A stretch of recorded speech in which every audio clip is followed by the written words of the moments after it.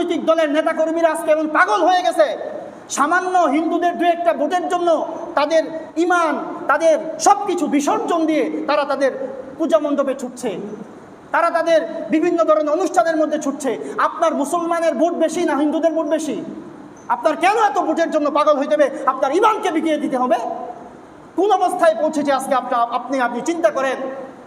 আজকে আপনার আমার ঈমানি গায়রত, আপনি আমি মুসলমান কিভাবে নিজেদেরকে দাবি করি?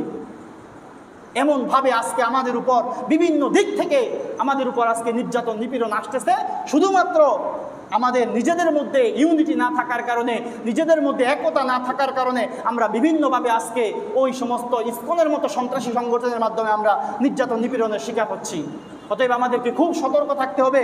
নিজেদের মধ্যে শত দলে আমরা বিভক্ত থাকতে পারি, কিন্তু দিন শেষে আমি আপনি মুসলমান, এই বিষয়টা মাথায় রাখতে হবে। আপনি কোন দল করেন, এই দলের আগে হচ্ছে আপনি একজন মুসলমান।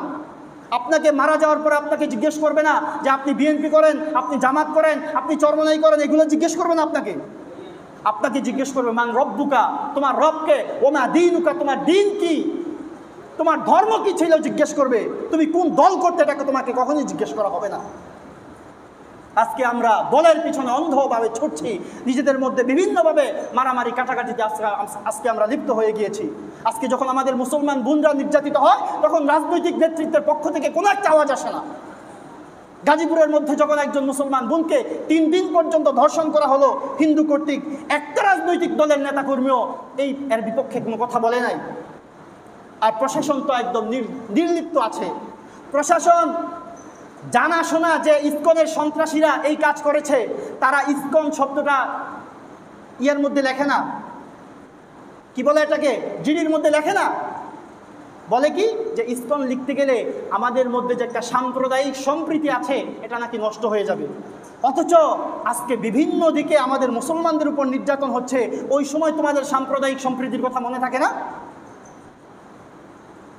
দেখেন, এই যে মুহিবুল্লাহ মিয়াজি খতিব সাহেব, টঙ্গীর খতিব সাহেব, উনাকে নির্যাতন নিপীড়ন করার পরে উনি এখন আজকে আলহামদুলিল্লাহ একটু সুস্থ আছে।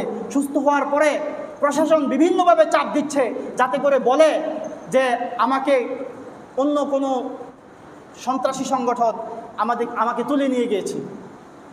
এই কথা বলার জন্য ওনাকে চাপ দেওয়া হচ্ছে প্রশাসন থেকে। কারণ তার এই প্রশাসনের মধ্যেও এই হিন্দুয়ানি সংস্কৃতি, ইসকনের বহু সদস্য তাদের মধ্যে গাপটি মেরে লুকিয়ে আছে। এই জন্য প্রশাসন থেকেও আমাদের মুসলিম বোনরা যখন নির্যাতিত হয়, আমাদের একজন মুসলিম ভাই যখন নির্যাতিত হয়, তখন প্রশাসন থেকে কোনো আওয়াজ আসে না। আর সামান্য কোনো জায়গায় কোনো একটা সামান্য ছুতো পাইলে বিধর্মী